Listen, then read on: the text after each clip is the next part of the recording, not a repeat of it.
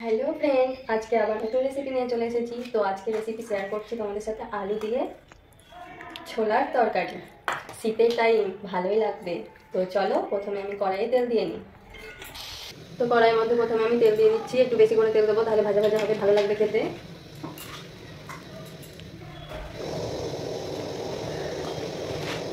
এই তেলটা পেঁয়াজ কাটা দিয়ে দিলাম। এর মধ্যে লঙ্কা কুচি, কাঁচা লঙ্কা কুচি, এটাকে ভালোভাবে নেড়ে চেড়ে নেবো।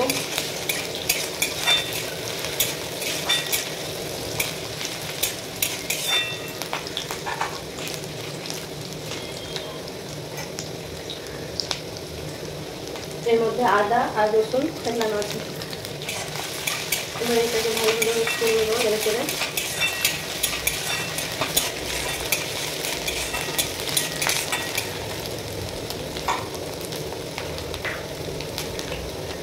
এর মধ্যে একটু লবণ দিয়ে হলুদ দিয়ে দিচ্ছি।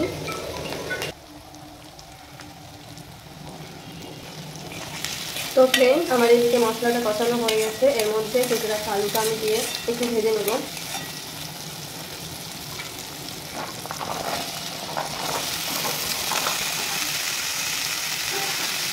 আলুটাকে উঠতে পাল্টে ভালোভাবে মশলার সাথে মাখিয়ে নেব।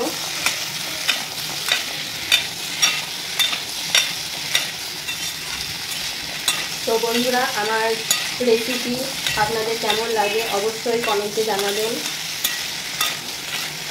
আমার রান্না কে কে ট্রাই করেছেন আর কে কে ট্রাই করবেন, এগুলো কমেন্টে জানাবেন।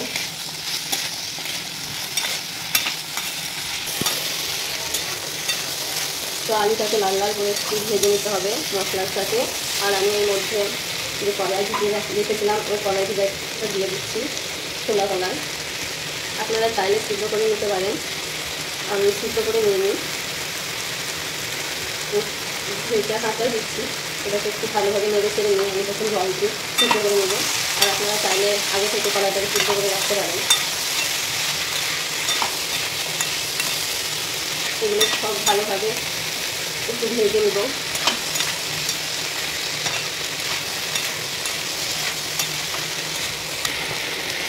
এরপরে এর মধ্যে লবণ দিয়ে দিচ্ছি। লবণ দেওয়ার পরে এটাকে ভালোভাবে আবার মিক্স করে নেব।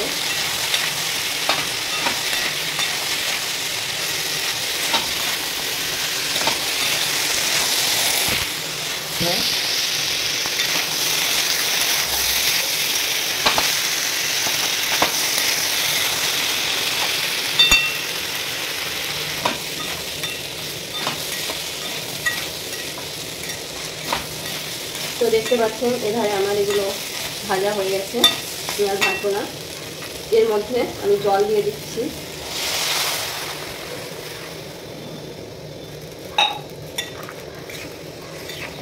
পরে এটাকে আমি কিছুক্ষণকার জন্য ঢেকে দেব, যাতে আলু আর কলাইটা আমার সেদ্ধ হয়ে যায়। দেখতে পাচ্ছ ফ্রেন্ড, আমার এখানে আলুগুলো সিদ্ধ হয়ে গেছে। এই দেখুন, আলুগুলোকে ছিটকে সাহায্যে একটু ভেঙে নেব, তাহলে তরকারিটা মাখো মাখো হবে, খেতেও সে টেস্টি হবে।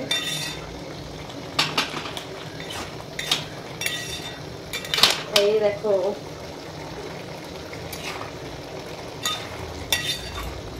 কে কে খাবে চলে আসো, তরকারি রান্না আমার। তো ফ্রেন্ড, ভিডিওটা এতটুকুই। ভালো লাগলে লাইক কমেন্ট শেয়ার অবশ্যই করে দিও। আর এরকম ভিডিও পেতে অবশ্যই কমেন্টে জানিও। তো বাই বাই, ভালো থেকো, সুস্থ থেকো। আবার ভিডিও নিয়ে আসছি আমি নতুন রেসিপি নিয়ে।